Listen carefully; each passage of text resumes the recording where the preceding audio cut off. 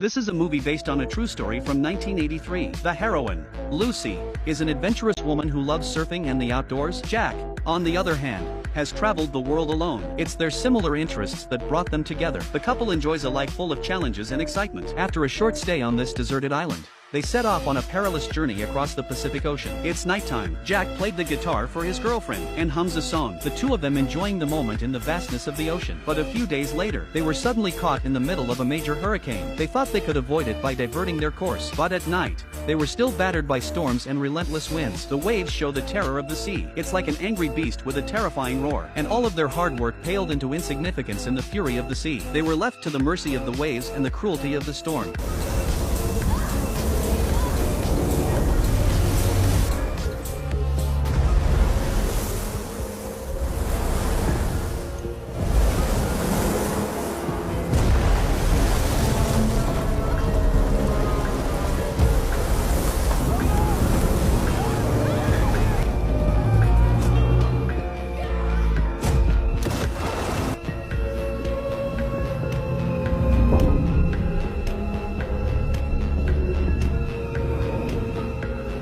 When she woke up, she kept sobbing and looking around for her boyfriend, but there was nothing to be seen. Lucy ran to the cabin and grabbed the radio to call for help. No matter how much she screamed, it didn't help. The radio was damaged. There was no way to contact the ground. Helplessly, Lucy screamed in agony for her boyfriend.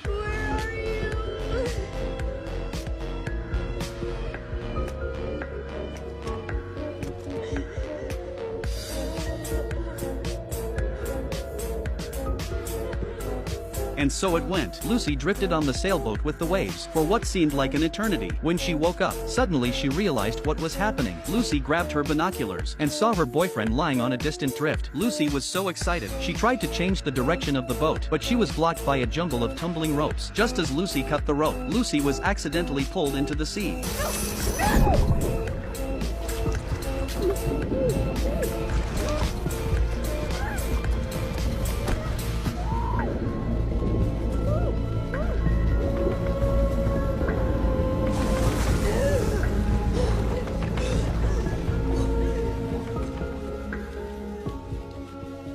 This is a movie based on true events. A woman is stranded in the middle of the ocean, watching the ships drift away. Lucy was terrified. She swam as fast as she could to the sailboat. Lucy knew that if she got away from the ship, she would die at sea. She didn't give up. She finally grabbed hold of the ladder. The frightened Lucy didn't dare to rest too much. She had to get closer to her boyfriend, who was still floating in the ocean. Lucy found a spinnaker in the cabin and tried again and again to fix the mast. Lucy tried and failed and kept on trying. Lucy finally got the sail up again. She couldn't wait to set the angle and headed for her boyfriend. Lucy scrambled to lower the sail. She tied herself tightly with the rope she had prepared, and without hesitation, she jumped into the sea. At this point, Lucy didn't care about the danger she was in. Her only concern was to save Jack's life. When she was near her boyfriend, she found that he was miraculously still alive. She was so excited that she hugged him tightly with her arms. Then she swam as hard as she could towards the sailboat. This scene touched the hearts of many viewers. Lucy's bravery and tenacity. Finally, she managed to save her boyfriend, but Jack's injuries are serious. His right leg was severely fractured, and his ribs were broken in many places. Lucy bandaged her boyfriend's wounds, lying beside him in pain. After 2 days of drifting, Lucy, based on the Sexton test combined with the map, she thinks they're in a 1,500 square mile search area, and they're not on any shipping routes, which means their chances of being rescued are almost nil. At this point, Jack has been encouraging his girlfriend. With the encouragement of his boyfriend, Lucy's motivation was renewed. She went to the cabin and found a needle and thread. She stitched up the wound on her eyebrow, and next thing she knew, she found a water tank. This fresh water was a lifesaver, and to add to the surprise, Lucy found some expired food in the kitchen. They savored every morsel of food, even every drop of water. On the 5th day of rafting, Lucy realized they'd only traveled 60 miles. If they continued at this rate,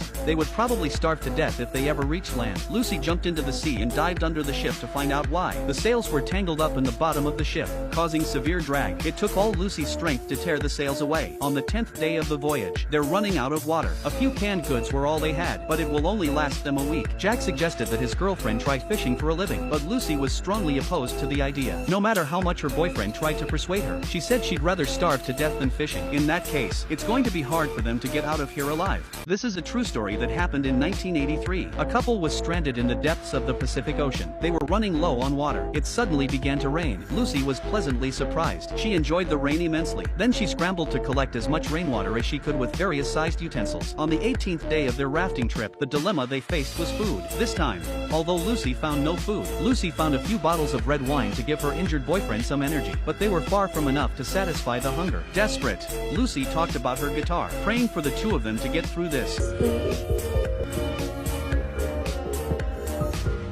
Late at night, Lucy suddenly heard a noise. To her amazement, she realized a freighter was approaching. Lucy scrambled to get out her flare gun and shouted for help. Several shots were fired, but there was no response at all. The ship quickly pulled away from them, and it disappeared from Lucy's sight. It was only then that she realized maybe she was too tired. With the strong desire to survive, she was just hallucinating. Lucy couldn't control her emotions and collapsed. Her boyfriend kept encouraging Lucy to pull herself together. Otherwise, the situation will only get worse. On the 33rd day of rafting, they've almost run out of fresh water. Both of them were dehydrated and their lips were dry. To make matters worse, Jack's wounds were getting worse and he was running a fever. There was no medicine and no water. A helpless Lucy sat on the boat in silence. She even wanted to give up her life. Just as Lucy's ears were ringing with the encouragement of her boyfriend, she was able to pull herself together again. Jack had disappeared. Lucy seemed to realize that her boyfriend had been dead from the start. The Jack she saw and his company and encouragement was in fact a hallucination created by Lucy. It was because of the encouragement she received from her boyfriend. Lucy was able to survive. This time,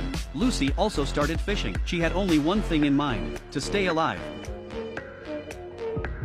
41 days on the water. There were only a few drops of water left in the tank. Lucy lay on the deck, breathless. Her body was so weak.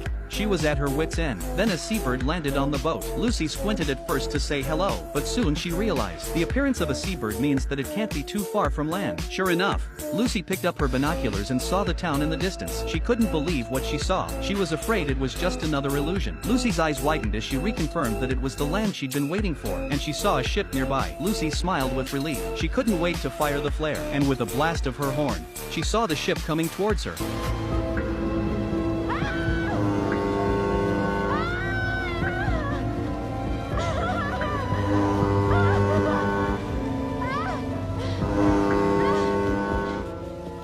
After 40 days at sea, Lucy was finally rescued. This is a true story. The heroine's name was Lucy. She was 24 years old at the time, and she was alone at sea for over 40 days. It was reported by all the media. This is the last photo of her boyfriend with Lucy. This is the last picture of Lucy and her boyfriend before he died. But after this incident, Lucy didn't let it deter her. She carried her boyfriend's dream with her. She sailed the depths of the ocean.